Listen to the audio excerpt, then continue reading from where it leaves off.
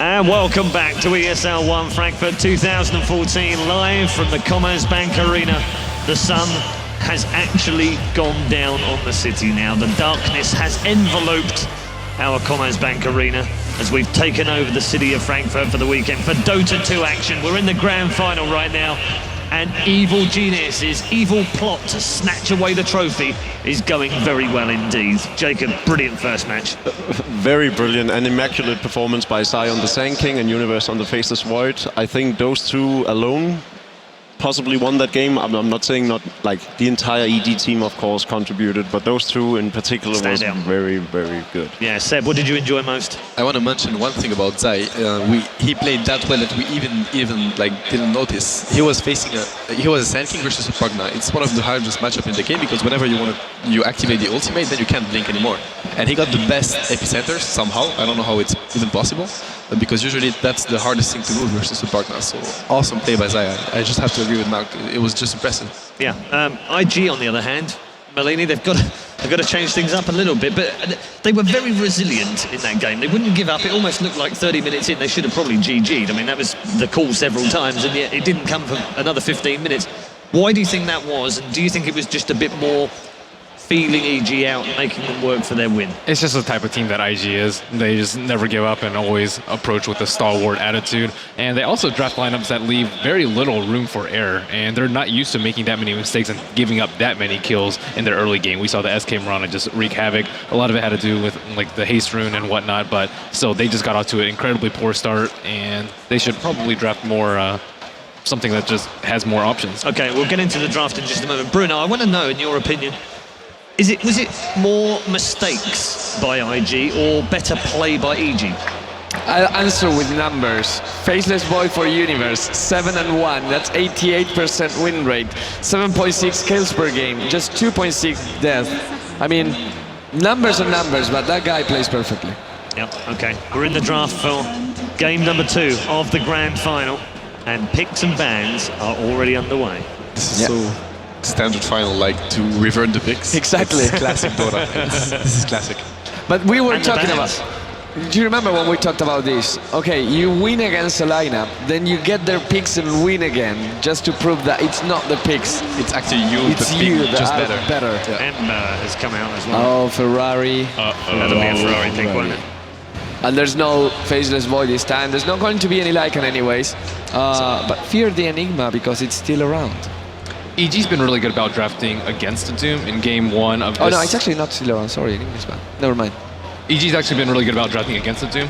They draft like Razor, which doesn't really care about Doom. They draft like Wisp, make it really difficult for the opponent to decide who to Doom, and it's often that they give it away. I'm surprised that they didn't actually give it away this game. I think a hero that EG would really much appreciate getting here is the Bane Elemental. It's particularly good against the Ember Spirit once you Fiend Grip him, and it combos well with the Auric as well later on when they do their movement. Also looks to be kind of good on PPD. Yeah, and I don't think the Priestess of the Moon is too good here for the support. What about for IG?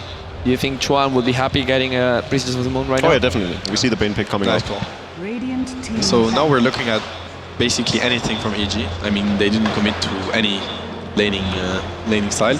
Whereas IG, we kind of know it's going to be a Ferrari Ember, but it's not necessarily mid. We've seen him play the Ember Spirit on an offensive, I mean on the offlane once. I mean he had support, right? But so it's not necessarily an Ember mid, which is actually it left slot to adapt for. But then again, we have EG banning the Earthshaker, the core hero from Faith. It's going to be a battle for the support right now because EG is going to be saying, we have to stop the supports that make Faith and Chuan be comfortable. And how appropriate is it that IG and EG both have the best two combinations of support right now? We talked about it yesterday. Well, I'm not even going to comment on that, but you're absolutely right on that. But we talked about this yesterday, that Earthshaker is the only hero that offers what he does early game with the Fissure, completely nullifying ganks. And that is what EG did last game, and that's what they want to do again. So if IG can't access the Earthshaker, then they are struggling in their early game, which we saw. Ben, if you want to make sure that, I mean, you don't want to go aggressive, you want to just like defend your lane and play with supports that will help your carry survive. Abaddon. take a page from Goblag's book. It's something that they don't really turn to that often. Great versus Doom, great versus Bane, and often he just becomes a Doom target eventually, and it synergizes very well with Ember Spirit. It's a hero that's often overlooked. You can give away Mirana because of it too. So I think that there are other options. They like Sand King. You know, we see them play Enchantress a lot, Disruptor, but those are more offensive than defensive supports. Seb, I know you like the Abaddon pick. I do. Can you tell us a little bit more about this? You were nodding at him. Are you just agreeing, or do you have something else in your mind? No, I think the Abaddon pick is actually really good. I don't know if it fits IG's playstyle, but it's a really, exactly as Merlin said, it's a great pickup versus the Bane versus the Doom. It basically forces the Doom to Doom the Abaddon, but this is gonna, you know, free the space for the Ember and the Brewmaster. Yeah. The thing with the Abaddon is that he's really bad at, you know, rotating. I mean, he can, you know, save someone that's getting dove, but he can't really apply pressure. And sometimes the best way to defend yourself is to actually, you know, be offensive. I mean, the Shaker is the defensive option. There are other options which are, you know, actually apply pressure yourself on another lane. That would be classic Navi style. Yeah. I'm pretty sure IG knows that type of stuff. So. Yeah. The Sun King is still around. Zai might want to get a hand of that, although with the Bane there, they might try to require something else. I know they did Bane and Wraith King a couple games. I mean, to me, the Wraith King is a no-brainer, but size performance on the Sand King. Ooh, this brings me back, boys. Finally, right? Finally, indeed. First time in the tournament. We were talking about this earlier today as well. Why hasn't he picked up yet? Yeah, we were expecting it from Alliance, but it actually came from Arteezy. And Arteezy, this guy, hasn't lost with Phantom Assassin. 6-0 in this patch. Just amazing hero or amazing player? What do you think, Malk? Both. Definitely both. What do you think, Seb? I think PA is a bit overrated, in my opinion. I mean, it's definitely okay to be in the final, but well, nothing compared to, you know, Doom or Bane. Do you believe in RNG heroes, Ben? I mean, PA is a little bit of that. You get lucky, you get a couple crits, you win, you don't. I know that, for example, Druskill, he hates because he never gets any random generating. I think with the pseudo-random distribution, it's okay. Okay. I feel like we're on a dating show where Bruno just keeps on asking questions about our... And then we finally turn down a wall and you meet your date. Who is he going to choose, though? It's Paul. Who are you going to choose? Oh, no. What? Since you're asking a question, you know, on the dating. Oh, yeah, well, he is like, the points don't matter anyway. I really like Invoker here. Something that they lacked last game was AoE control, whereas the other team, they had Faceless Void, they had Sand King, and I think Invoker, they can actually control evil geniuses instead of one slight mistake just completely botches the team fight. It's actually interesting to me that EG went for the PA pick because I think they wanted the bad ride all along.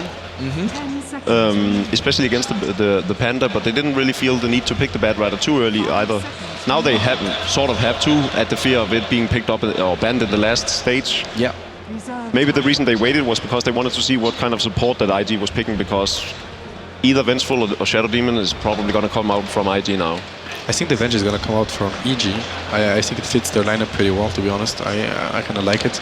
The Shadow Demon, though, as you said, is really awesome. But we've seen in the past that EG really likes to get tanks in the way of everything. So the Wraith King is still a good option as well. I think the Wraith King for EG makes a lot of sense, and the Sand King for IG also could fit right there.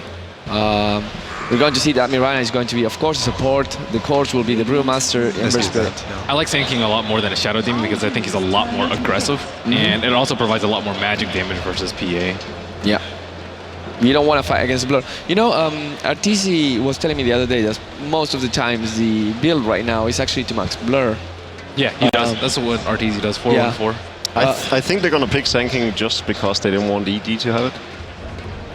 Because they don't want EG to have it? I think it's just a good pick overall. I think it's just Yeah, it's a good pick too, don't get me wrong. It's a really great pick for the lineup overall, but also they do not want EG to have it. And they do have the option of the Shadow Demon, but as you were saying, it doesn't necessarily fit their playstyle too well right now. Yeah. I would really love a support silencer from EG too. I doubt they'll pick it, some other teams would, but it would just incredibly well. What are those heroes going to do if they're silenced?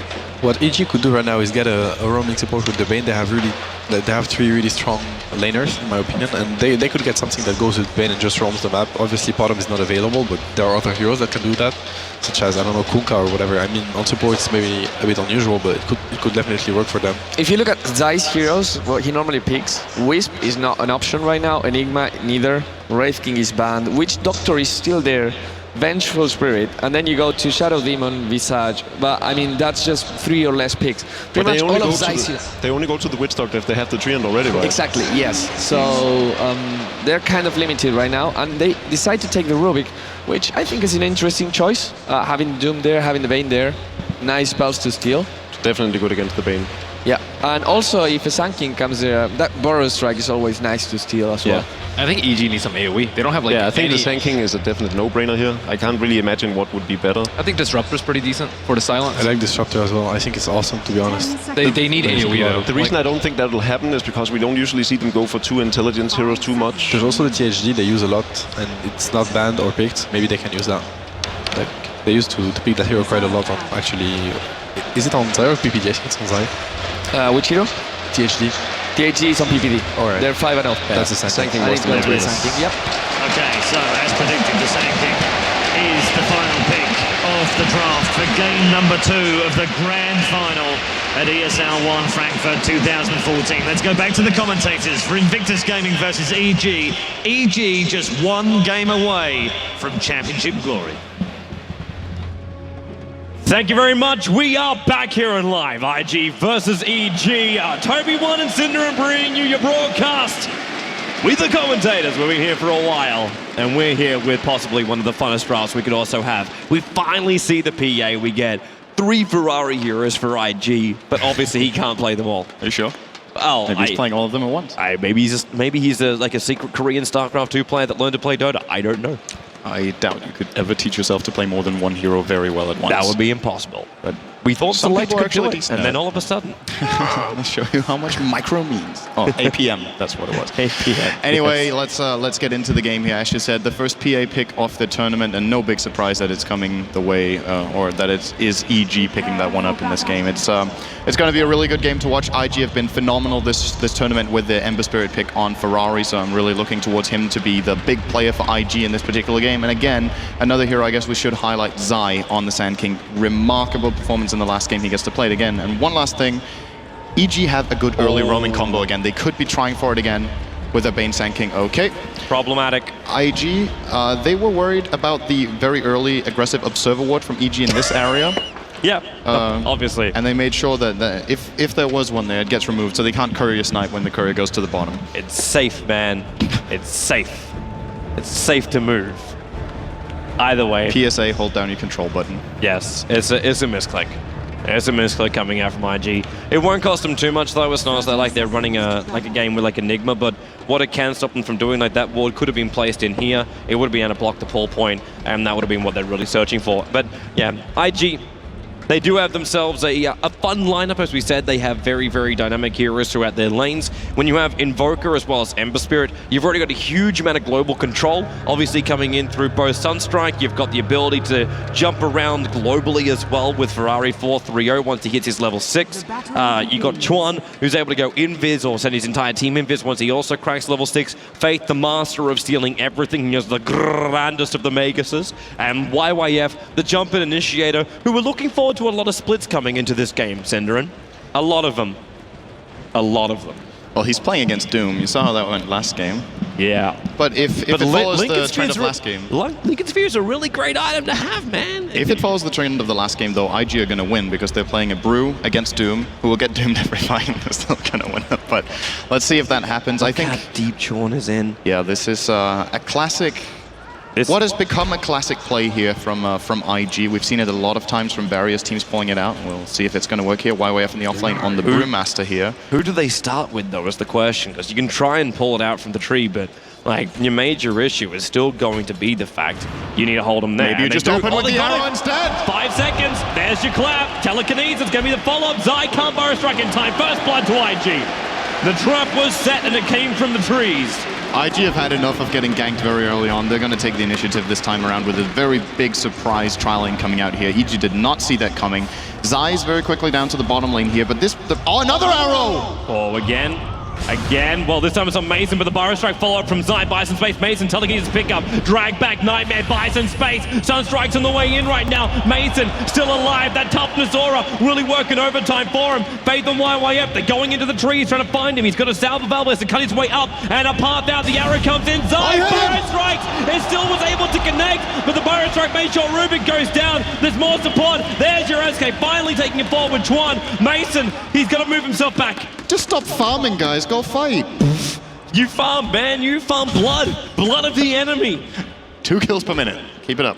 I like it. I like it a lot. I love it. And these arrows from John, he's angry in this game. He wanted to win that last game so bad, and this time around, he's just going to be playing a sniper Mirana. Amazing arrows so far. 3 out of 3. Great accuracy. And I guess EG are actually happy with a 2-for-2 right now. I think they're trialing. When you look at it, Bane, Sand King is a great support duo, but Doom is a hero that can really not use that early on. Doom doesn't have too much lane presence. He's got a Tornado creep, which is pretty much useless apart from the 3 bonus armor for his team, since he doesn't even have the mana to use Tornado, and it is channeling anyway, so it's pretty much absolutely terrible. But they still managed to get a 2-for-2 trade all in all. Yep. And that's including IG actually throwing a Sunstrike down there as well, which I believe missed. It did. It did. And it wasn't able to connect. That's also crippled a little bit of like what Luo had to do. He's got a little bit more time down to get up to like level 3, almost level 4. Oh, telekinesis! There's a bottom lane. They're going again. The arrow. Yeah, she got, well, mobbed up. Mason. There it goes finally. Chuan throws it. And the Brewmaster's able to pick up another kill on the bottom lane. And Ferrari, really going to watch this middle lane too. Watching a PA going up against Nemba Spirit. And you're seeing already Arteezy farming with that Stifling Dagger, trying to keep some range on it. And, wait, we got more. Okay, it's just the TP's coming back to the bottom lane. But Ferrari, he loves going this build. It's high levels up in Flame Guard as well as having the Searing Chains. It's a lot of burn damage, so when Arteezy jumps in, just like he does then, it's a pop on the Searing Chains. He must remain in position. If he wants to fight, he pops the Flame Guard. And the really interesting thing about this mid lane is that Arteezy doesn't have any magic damage, so there's no way he's going to break the Flame Guard in any way. Ferrari can go in on Arteezy knowing that unless if he gets ganked by Sand King +1, the Flame Guard will stay through the entire duration. Snap. Okay, the arrow missed. Chuan's already rotated off that bottom lane. I'm not so sure about this early rotation coming out from Invictus Gaming, especially when it's only one hero, but it looks like they're a little bit concerned about the supports of Invictus Gaming, finding just some levels quickly. Like, they're already both level 3. So the pulling begins here from Chuan. And this will cause some problems for the offlane. Actually just force Batrider to go to Radiant Jungle. Yep, he did get level 4.5 though, which is really good at 4 minutes here for Universe. The Radiant offlane really paying off here, and he will just go in and, like you said, stack the jungle or just farm 2 camps at once here with Firefly. It looks like it's going to be his choice since he came down here pretty much 4 minutes straight, so couldn't stack at that point. So he's going to get his level 5 from this, maybe 5.5 in total roughly, and looking to maybe not get the fastest of Blink Daggers in this game since he went for the Tranquil Boots first, but could still be seeing it sub 10. We got a nice rune coming now in for Ferrari 430, so he'll return towards the mid lane with the DD rune. So keep your eyes very much peeled on that PA, but also PA's about to hit level 6, and this is something we're going to keep our eyes on very closely. How often is he able to crit? Because his range harassment damage is really going to skyrocket if he's able to get a good like a random generator onto Ferrari. So you got to look for that random chance. I also like this from Chuan. There's no Observer Ward actually watching for any kind of movement, so he just tries to stay in the trees and use that Fog of War, just like they were doing on the bottom lane to try and gain an advantage. Yeah, but Arteezy's playing this very wisely. He knows something is going on since the IG heroes are missing from the bottom lane. He's just farming with the Stifling Dagger. It does 140 pure damage and has a ridiculous cast range, so he can farm from a distance. And I think this is one of the main reasons that EG love playing it in the mid. First off, it suits the style that they adopted where they play a carry hero in the mid lane, and secondly, it's very hard to stop a PA from farming because she can always farm from a huge range and avoid these ganks, and IG effectively wasting about 30 or 40 seconds there by on Chuan trying to look for a fish in the mid lane, and Arteezy wasn't even in vision at any point. That's a long time to waste too, especially when you have Mason on this bottom lane, continuously farming up, getting very close to level 6, which is going to be really problematic for the Brewmaster, especially with like Bane, SK rotating ganking. And well, we can speak of that one too, as IG. They're having a bit of a wander around, trying to find for their opening. Observer was trying to set up 2, and they got close enough to Mason. Picked up, throwing down. The arrow will connect. Sunstrike as well as Glad combo. Mason, he got 1 charge as well. They're going to get rid of the courier as well. Over the trees, it's away.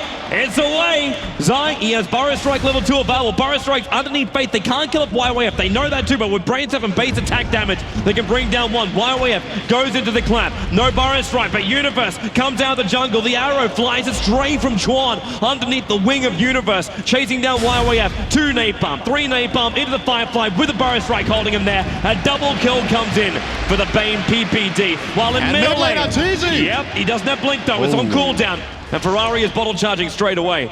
But Arteezy definitely getting up and close and personal there with Ferrari, even getting crits on his illusions. Yeah, this is something to keep in mind about this mid lane. Of course, Ferrari's ultimate, the movement speed, or the speed with which you throw out the Remnant is based on your current movement speed. And since Arteezy has such a low cooldown slow for 50%, he can initiate on Ferrari if he doesn't have any spirit in the lane, because throwing it out is actually going to take a lot of time. And in addition to that, of course, since the change to Coup de Grâce, where it starts doing a critical strike damage on the Stifling Dagger as well, the lane harassment from Arteezy is really powerful. And he needs a couple more crits though as he throws out those Stifling Daggers, but unable to get a hit just so far. But there's also movement, man. Mason, he's about to crack. Okay, he's not level 6 just yet. He's waiting for this Devour to come off cooldown so he can pick up the 10 Alpha Wolf and get the aura he's really searching for. Because I don't think he really wants to keep this Swiftness aura. He needs to find the extra damage because that's really going to help Arteezy if he comes to join him in the middle lane. While Batrider, it looks like Universe has returned towards that top lane. He's getting closer and closer to having that blink dagger. Now. 7 minutes in, that's really good for an offlane, obviously. YYF, although, it looks good for the Batrider. YYF not doing too shabby either. He's 3-1-1 and has 2,000 gold, so he's actually going to be pretty much tied on the blink dagger timing with check Batrider. bottom lane. Like, this is really, really fast, man. Like, but the fact that giving him so much space, like, IG have just completely abandoned this lane where they're looking at an SK. Yeah, who almost has his own blink as well. And he's level 6 too, so a lot of experience coming the way of both teams in this game. And that's, of course, what's going to happen when you have 1 kill per minute in the early game here. I think PPD is going to be high level as well. Yeah, he's 5, almost 6 too. So I think this is a game in which the supports will start moving extremely much around the 10-minute mark because they all have the levels they need. They're just giving Zai a little bit of space. PPD will be getting level 6 from his next gank. And then nowhere on the map is safe. This roaming, the lineup for EG has, again, they've managed again to secure themselves a draft that has many ways of initiating and ganking. They've got Sand King, Batrider, and Doom will probably get a Blink Dagger, as well as the Fiend's Grip. There's so many utility-based spells that can really make a difference here, and Ferrari will not be safe in the mid lane because of that. He puts the Spirit back. Actually, he might be in trouble right now if they get the Nightmare. Oh. Sentry Ward's watching him. It's that Sentry Ward. He saw PPD coming in at the last moment. Yeah, that was indeed not a smoke, but an invis rune for PPD, so he was visible. That's why the Sentry Ward's able to function. And that Blink Dagger, how quick is that as well? Nicely timed for YYF. I think Luo is going to be a little bit unhappy now. Do you see what just happened? If you look at his inventory. So he had the recipe for Midas in his inventory, and then he flew out or bought the Gloves of Haste for it, and then it turns into Treads instead of Midas. So he's going to have to wait for another 120 gold before he completes that. It's not too big of a setback, but it's a bit annoying. It was about 40 seconds on the Midas because of that. A little unfortunate. It's kind of a weird thing of walking around with like a belt of strength or something. I think he might have just had the Robe of the Magi for the extra damage. YYF, Blink Dagger, Fade Body, Nightmares one, Brain Zaps the other. A lot of life points being brought back in for that one, but still, it's not enough to survive. But then again, Nightmares over on John, PPD. Sunstrike's coming in, off target. He evades Arrow and Sunstrike, PPD through the trees. Unbelievable. He's on the way out. YYF, Nightmares himself. He denies himself on the bottom lane. I want to say, Melk, eat your words. 5-4 PPD. Max level plays on the bottom lane, Invictus Gaming. Slap backed and denied. The sickest thing about that was the Sunstrike dodge. And the arrow too, he actually split it perfectly. Wow, what a player, PPD. Amazing. Absolutely amazing. And look at him already. And he keeps his kill streak because of that. They're coming bottom lane, YYF. He's in already, the Burrow Strike. It actually got 2 from Zai. He got Faith as well. Doombringer just lets it rip on Faith. He doesn't care. They get the kill. They'll get the deny on the tier 1 tower as well. And it's 6-5 now in favor of EG. Question is, can they turn it into a tower themselves? I think IG will actually be able to hold this bottom tower. This is one thing that EG's draft doesn't really have anything to do. Ferrari. Yeah, they don't really have too much pushing potential in the lineup, so expecting IG to get a little further ahead on towers as we speak in the top really lane. Careful, Ferrari. He jumps to his Spirit. He got out. He managed to get a Searing change over on PPD. Burrow Strike in from Zai. Wow! Rubik! Well, Once there stood a Grand Magus. And all of a sudden the assassin strikes Ferrari. Even from range, there's a jump in from Zai. He got him again. They need a crit. He moves up. The arrow again flies astray. Ferrari, Searing Chains, gets Zai and PPD. Zai already Dragon Brawled up. Sandstorm protects him. Looking to get inside the pit. Blink that comes off cooldown, but YYF sticks with him. The Nightmare was taken off by Chuan. And the PPD as well as Arteezy, they do back themselves up. While Luo does take the tier 1 tower on the top lane. Yeah, I was about to say, while all this action is happening, Luo is just being very, very stable in that top lane. He takes the tier 1 tower. He's got 72 CS in an 11-minute game. He's looking very, very good at this point. Almost level 10. Already has 2 Forge Spirits available and will now rotate into the mid lane. And this is the problem EG has in this game. It's kind of similar to the previous game where IG are taking towers early on, but this time they have secured themselves the late game. They have an Invoker farming well, an Ember Spirit for Ferrari, as well as a support runner who could potentially transition later on. We've seen Chuan getting some carry items sometimes. But Ferrari! There he is. They've got to get him down quick. Brain sap. He jumps out. He comes high! The MP! He just destroys the supports of Invictus Gaming. Ferrari's on low life. He was lucky to survive. The Rubik and the Mirana were not as so lucky. That was a quick jump in, and look how fast IG responded, but it almost felt like the initial initiation on Ferrari was just bait. YYF, now he goes in, but a blink away. The Brewmaster split will go. PA really in trouble. Sunstrike, Blur, he's trying to survive. One charges, now Fiend Strip. It's over on Ferrari. He has to cancel at this point. PPD, he's too far up. The damage is too much. He's in the middle of the Invictus Gaming lineup, and Luo will pick up a double kill, maybe even a triple now. Doombringer spinning it round and round up in the air. He'll come back down to earth and then clap, as well as the damage from the Fade Bolt. Triple kill for Luo. This Invoker playing it safe on top now, 2.7k gold. And they ingest a lot of money into him. A Necro book straight purchased. I thought he might consider going for an Orchid in this game, seeing the Sage's Mask in his inventory, but considers the Necrobook the better choice. I think it's going to be good here as well. Will allow them to, of course, see the Sand King inside the Sandstorm with the True Sight. The Mana Burn is going to be very useful against a hero like the PA, who has a very small mana pool, but is actually very dependent on being able to cast the Phantom Strike. And when he has that Necro 3, just one attack as well as the manual cast Mana Burn will actually remove all of Arteezy's mana. So he's going to have to be a little bit careful here. And IG, really big fight for them. They take their 3rd tower. And even though this epicenter from Zai was amazing and it looked like EG were getting a really good grip on the game, I still think IG has got everything they need at this point to expand their lead and go into a very strong mid game. IG's going to be really careful about this. There's been so much play around the middle lane. You know the vision's there, and Universe, he comes in. It's already on half though, Roshan. Yep. EG cannot leave this area right now. If they show on the bottom lane with 1 or 2 heroes, the Roshan is going to be sniped off meanwhile, so yeah, a lot of pressure on them. And Chuan, never mind, I heard a sound of an ability that was on cooldown. Okay. Getting a little crazy at this point. You're freaking out, Sin. You're freaking out. Just chill, calm. But then again, considering how much Red Bull I've drunk today, there is no such thing as calm. 9-9, 14 minutes into the game. Invictus Gaming is still just sitting on a knife edge right now, and they're the ones under pressure. They're the ones who are 1 game behind right now. They need to work hard if they want to try and come back here. Unless you look, the first time they showed themselves, Arteezy moves towards the top lane and instantly IG, like they know there's a ticket of freedom. And EG, maybe they just think, you know, at this point, there's just no point. Like if they grab the Aegis the Immortal, they grab the Aegis of the Immortal. They just keep farming up. It's going to be dangerous for EG to go in here, even though they have a pretty good Roche fight lineup between Bad Rider and Sand King. But yeah, they won't. It's still too difficult at this point, I think. I agree. EG are going to check it out again now, but they know it's too late. They knew this was happening anyway, but they might as well scout it. So good control here from IG, and the trade-off for EG, like you said, is just going to be a little bit of farm. They didn't even get a tower trade or any sort of warding out, so no extra map control gained. The one nice thing they have... How did they get that ward down here? When were IG down in the Radiant Jungle so far? This ward could actually prove to be really, really useful. I'm not actually 100% It's going to prove to be I'll useful right now. Mason, a arrow will connect. The Sunstrike will take the kill.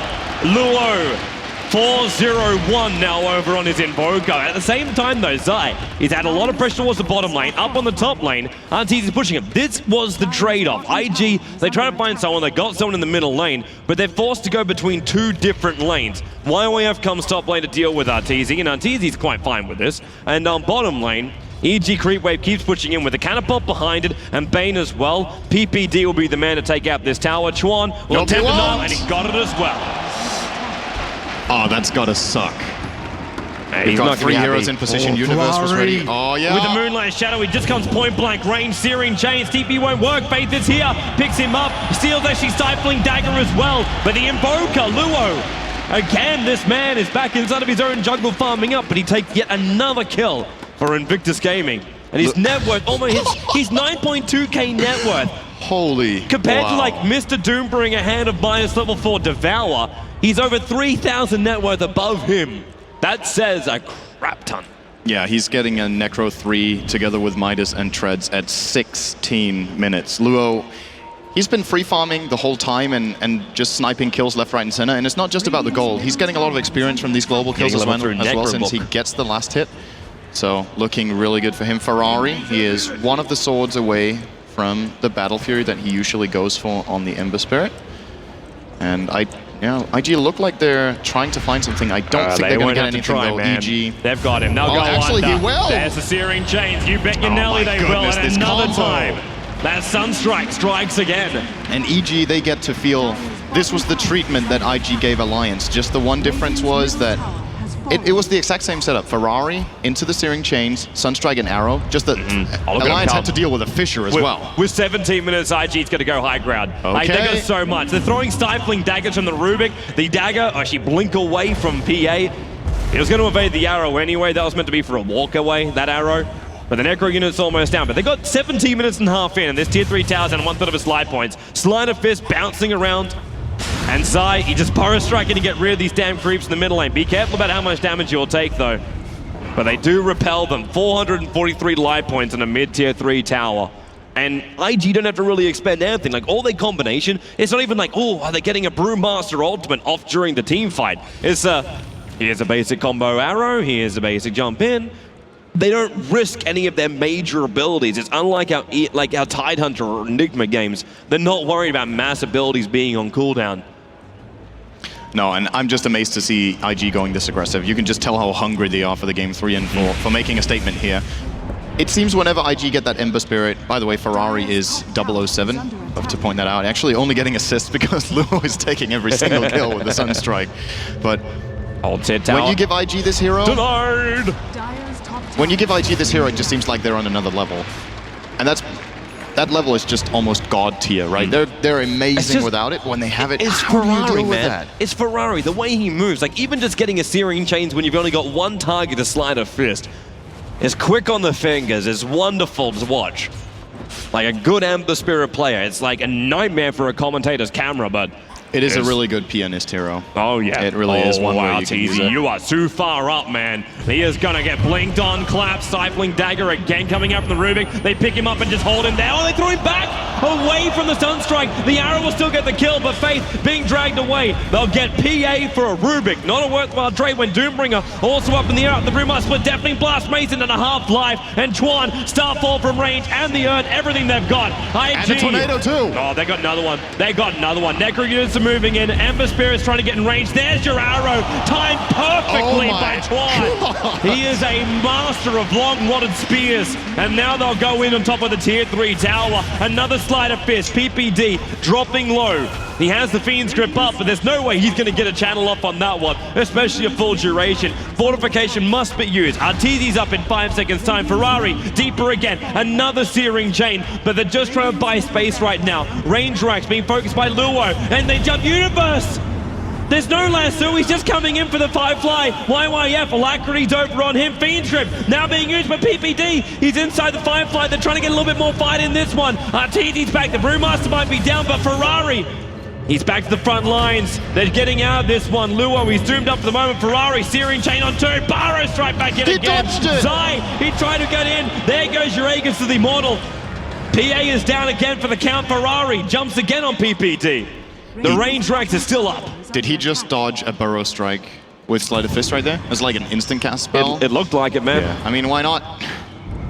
The arrow fishes again. Look at, they come in already. Look at the ice pass, so perfect. He's not getting out this one. Bounced and tossed around like a ragdoll universe. In comes Zai, nice epicenter, but Luo, he does go down, but only to the sandstorm at the end. Nightmares on Ferrari. He backs himself out quickly. Quick searing chains, again onto Zai. The arrow comes in, they'll evade it again. But Ferrari, he's got 15 one-charge. The fight keeps going and they keep fueling his fire. This IG, it's not like EG is even playing poorly. EG is playing incredibly well, but it's just not enough. This setup combination from IG Ember into Mirana arrows and the initiations from YYF's Brewmaster as well. I can't really put a finger on IG's too play. Far. There's the collapse. Searing chains. Look at him go down. Burrow strike from Zai. Now he's out a little bit too far. Has to back it up. But another 40 seconds for RTZ on the sideline. And IG, they breach again. And they will bring down the range racks this time around. Coming in with a catapult who doesn't know objective-based gaming and hates buildings, mainly moonwells. Faith has the stolen Fiend's Grip off cooldown in only 15 seconds, so they're going to be able to siege some more. Zai just trying to buy some time here. The range barracks almost down. Another searing chains, arrows on the way in. And Universe! The Sunstrike takes out Mason. Universe is stuck here. Picked up by Faith. Tossed back with the telekinesis. Another searing chains. They just can't catch a break here, EG. PBD taken out. Range race goes down. 22 minutes it took to do so. PBD being stunned up in the Brewmaster. He takes the SK out of play now. Back over to the melee racks. IG, that's what they came for. They can't take much more than this, though. The tier 2 towns are still up on the side lanes unless they want to take more lives. And they're thinking about it. The blink away by Arteezy. Are they? Moonlight Shadow. Ferrari's going back to base again. They leave some sentry wards behind. Are they coming? Zai? Ooh, he's speed stripped. They got him. They're going in deep. The arrow. Just off the side, Sunstrike. It's a minefield. Like, where do you go if you're EG? Dude, this is techies without the techies right now. Anywhere you walk, you could just explode. It's just the whole ground. It's just one big booby trap when you're playing against Ferrari. Like, no matter where you go, suddenly you just get entangled and there's an arrow out of nowhere. Look at Universe. Just the amount of Smoke burst up, damage. he got an opening, he's got Chuan dragging him back. But what are you getting? You're getting a support they hero. even doomed They use him? Doom? Okay, they've lost bottom tier 2 town now. They can't repel this. They have I no doubt that as control well. over anybody. And there's a DD rune on the Ember Spirit. Ferrari has DD Chrysalis Battle Fury 23 minutes in. Uh-oh. You do not want to be part of this engagement if you're EG. At the same time, if they don't try to fight, they are already being contained inside their base. Look at this beautiful ward, by the way, here from IG. They put the pressure in the mid lane. The defensive sentry is down here from EG, but they're not expecting the aggressive ward to be placed here because it is indeed usually placed somewhere in this area. It's because you're expecting a push to come through the bottom lane, not the top. Like, it's easier for you. Yeah, you can control the jungle as well if you do so. Radiant's bottom tower is this is just as amazing as IG's game against Alliance with the Ember Spirit Mirana combination. I can't really stop talking about it. Do people now understand why? To watch. You understand now why people banned the Ember Spirit in the first two up against Invictus Gaming? Yeah, I think it's their best hero, and it's not just that Ferrari's amazing with it, which he is, but the whole team just rallies around that ranged initiation. They just use it so damn well. And you just see it on Ferrari's score as well. It's not about getting Ember Spirit the kills, it's about setting the team up. He's 1-0-13. You'll often see Ember Spirit's getting a lot of kills by finishing people off with a sleight of fist, but he's using it as the initiation tool every time. He's not finishing the kills, he's letting Luo take care of business. And because of that, Luo's got a Hex now as well. Like, what is this inventory? 24 minutes Necro Book, level 3, and a Hex, Treads Midas. Oh my god. He's looking good, man. He's looking good. And now EG's going to realize a horrible, horrible truth. They've lost Roshan. They're roaming around, pushing out top lane, but the damage is done already. There's an Aegis now on the back of this DD, Battle Fury, Chrysalis, Ember Spirit, who now almost like is 1,200 gold away from having a full Daedalus up and running as well. And then they add the gem into the mix, so SK can't use Sandstorm to hide anymore. And they're looking just to jump in straight away. We're looking where FaZe headed off to as well. Sentry wards might be down, so it won't be as easy just to pop inside the base. Observer ward, hey, there you go. Now that sentry ward can do something. Ferrari, okay, he went Searing Chains, but he didn't actually go with a sleight of fist. And well, Luo, at least it's a nice little crit out there from Arteezy. And Universe, you know what he wants, and you know where he wants it. The problem is, can he get it now? Oh, Ferrari! He checked the tree line, he saw the Firefly going into the tree, so he did sleight of fist Searing Chain. Put the Blink Dagger on the cooldown. He's looking to come in deeper, and he got another one over onto Arteezy. The Nightmare going to Ferrari. He is currently enfeebled as well, and Zai burst right. They forced up Ferrari a little bit further back in again, and then he jumped even deeper. PPD, half-life, has to use his stick charges already, and the tower has been slowly whittled away here by Invictus Gaming. And there it goes, into the range racks as well. Do they focus on melee or range? They can't make up their mind. Another sleight of fist. The coup de grace is over on creeps right now. That's not what they want. Both ranks are equally dropping. No focus yet. Now they got the last super. The Hex Universe. He's almost there straight away. The arrow from Chuan gets the kill. Nathan, who got scorched earth stolen, but oh no, Arteezy. Look at the damage being dealt. He gets destroyed. GG. 26 minutes in. Invictus Gaming will send this to a third and final deciding matchup to see who will be the winner of the first ESL 1 at a landmark stadium here, the Commerce Bank Arena, live in Frankfurt. What a way to end the final, Cinder, and we get to go to a third match. And one last thing I want to mention about this match that I think is absolutely incredible. I often talk about when you pick a hero like Ember Spirit, the other team should try to counterpick it. EG have so good counters to the Ember Spirit, he still didn't die. They've got Instant Stun from Sand King, Lasso, Doom, and Fiend's Grip. Ferrari completely controlling the pace of the entire game, setting up kills left, right, and center. The early support rotations from Faith and Chuan. I can't really put a finger on the play this whole game. Like, this was, to me, maybe the most convincing performance I've seen all tournament. Incredible. Man, it's absolutely wonderful. So people, grab yourself a beverage, get yourself a sausage and a blanket, and listen to what the panel has to say as we have ourselves their thoughts before Game 3. Thanks very much, Toby. Yes, back at the desk, and we are all tied up at 1-1. What else could happen here for the grand final of ESL 1 Frankfurt? It's a perfect way to end a perfect weekend. Guys, we've got kind of the final we wanted in the fact that it's gone to 3 maps. Oh, definitely. IG stepping it up to the level that we saw earlier against Alliance, and definitely the IG that we hope would go into this final. I think EG, lesson learned. If you give them Ember Spirit, this will be the result. Luo had an outstanding performance on the Invoker, though. That needs to be said. Yeah, he did. 12k gold at 20 minutes, which was in the top 20 of 1,048 games played with Invoker. It's inside the top 20. I wrote one note down, Bruno. Yes. It says, that Ember. That Ember, indeed. Yeah. And Mirana alongside, obviously, as well. And Mirana, they gave IG too many heroes they're really comfortable with. I mean, if you look at IG's lineup, it's the kind of lineup that comes to your head when you think about that team. And you cannot afford that. If you think of the games IG lost, against Mouseport, amazing Misery. Against EG, amazing Universe. It seems that unless one of your players is playing at 9,000 or over 9,000, like you like to say. Actually, 2 of your players, because it was amazing Pikehead and amazing Zai. You're correct. Otherwise, IG look unbeatable.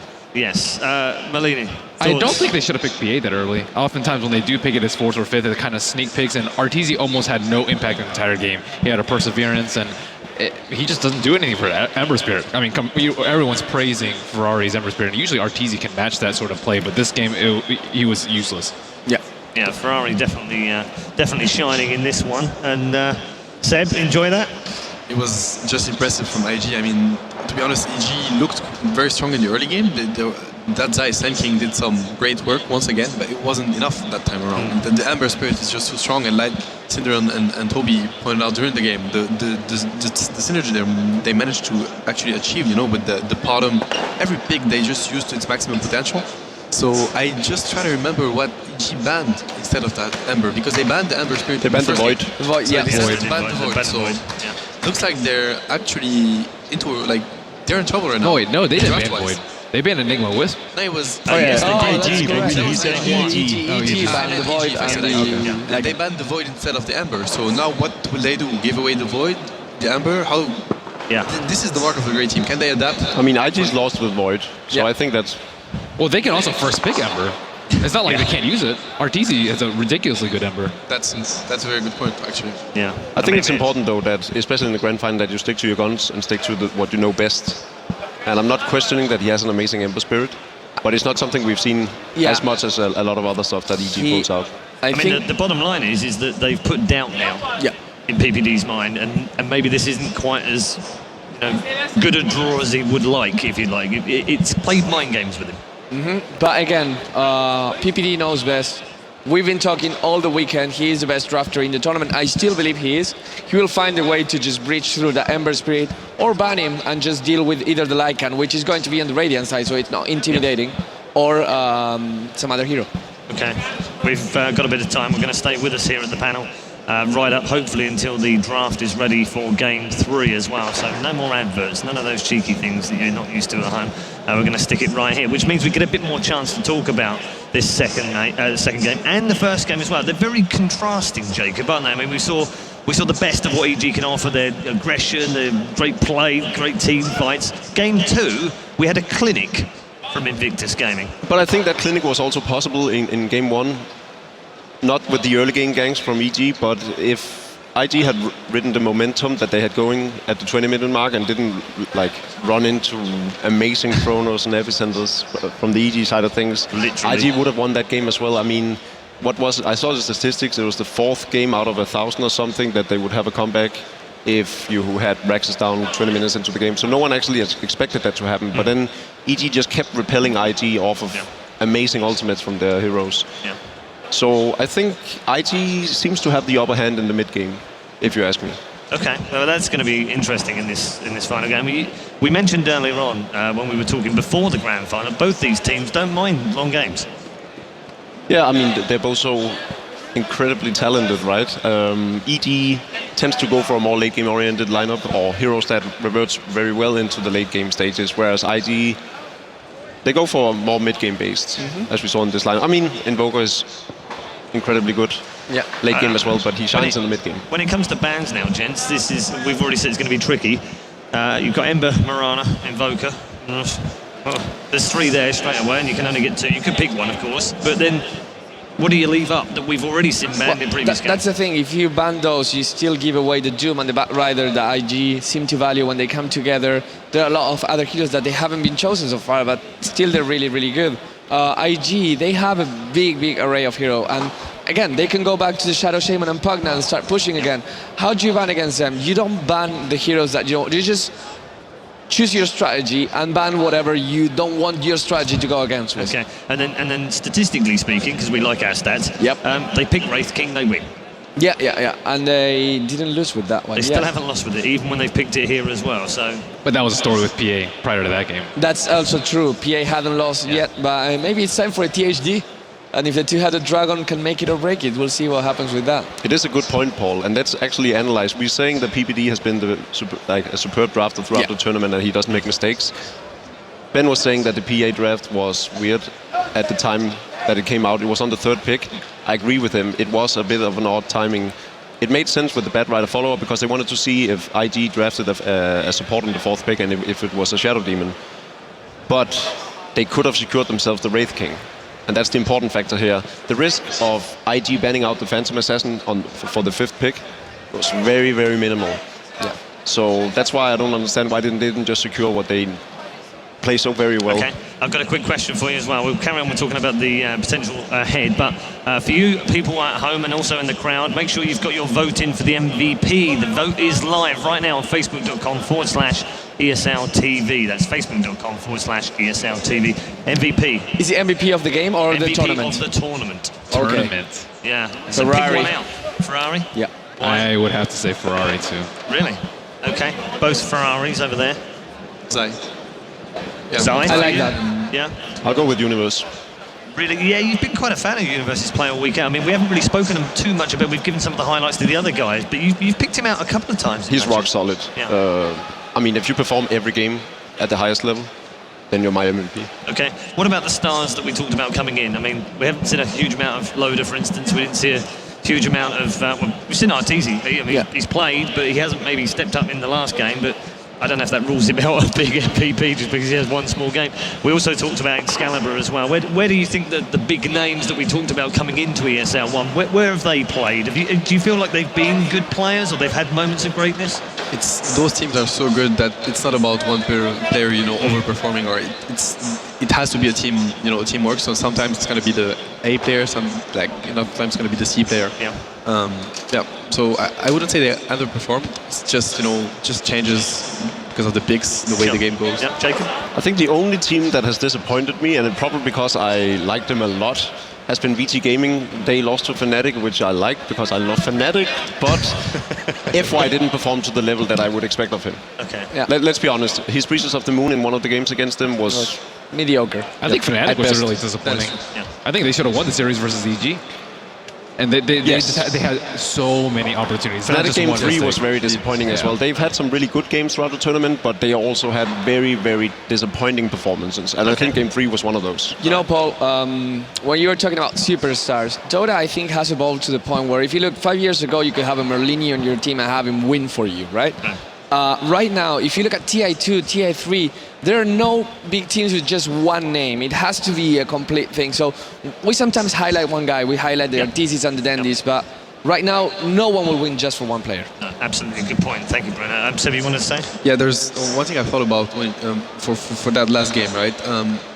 It doesn't, in my opinion, come down to the heroes because both teams can play, you know, an amount of hero that's just insane. It comes down to EG or IG, but IG has been doing that. EG being able to force IG to play their own game. We've been talking about that during the whole tournament, like how, you know, very strong teams, they force you to play their game. And right now, even if EG won the first one, it was still IG, you know, trying to break the base, IG making the moves, and every time EG reacting perfectly, but reacting still. I want to see EG acting and try to really push IG You want them to to be their more limits. proactive in the game. I would like to see RTZ back to a tempo controller. I think he used to be one. Yeah. Just a few months before he reached like superstar status, but like it was like Naga, Siren, Razor, PA, like those aren't really tempo controllers. They rely on the supports to do a lot of work. And this is why we constantly praise Zion PVD.